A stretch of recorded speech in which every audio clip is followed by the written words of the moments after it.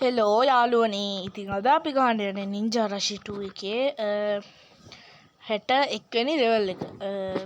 ඉතින් මම 67 වෙනි ලෙවල් එකට නම් ගහලා තියෙනවා. අපිට මේකේ ලෙවල් 80ක් විතර බලා ගන්න පුළුවන්. ඒ වගේම මේකේ යක්කු 4 දෙනෙක් ඉන්නවා. හරිද ඉතින්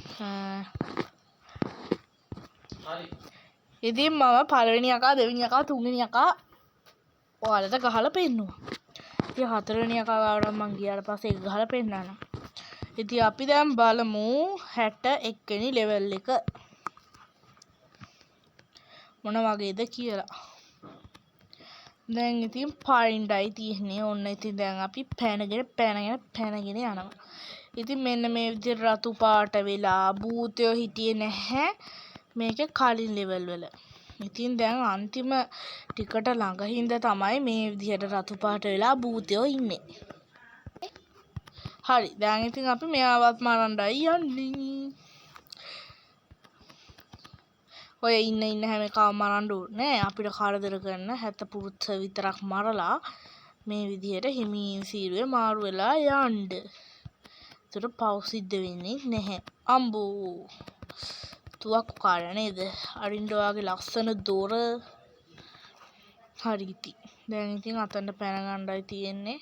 අයියෝ ඕනෝක තමයි තාත්තේ. හරිද?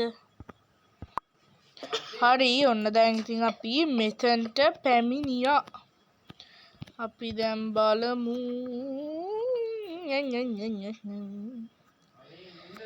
හරි අපි අංක ඉතු ටික බලන්න. මෙන්න මේ ටික තමයි හරිම අමාරු ටික.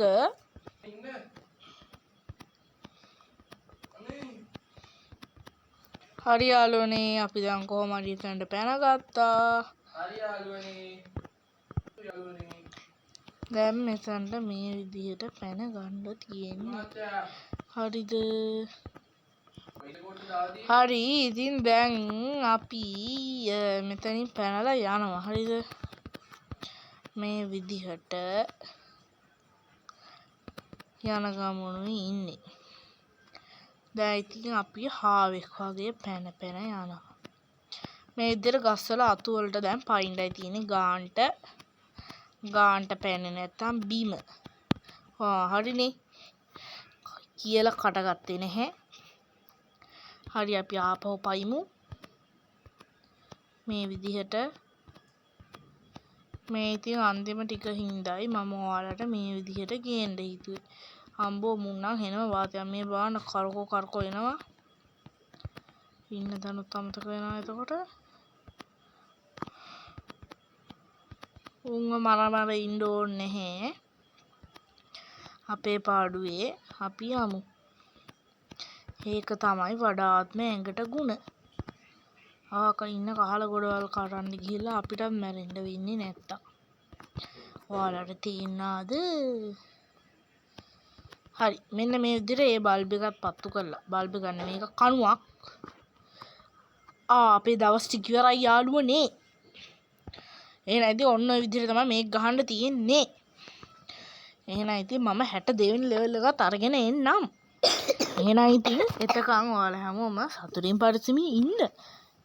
බයි. මේක ගැන හිතන්නේ පහලින් කමෙන්ට් එකක් දාගෙන යන්න බයි.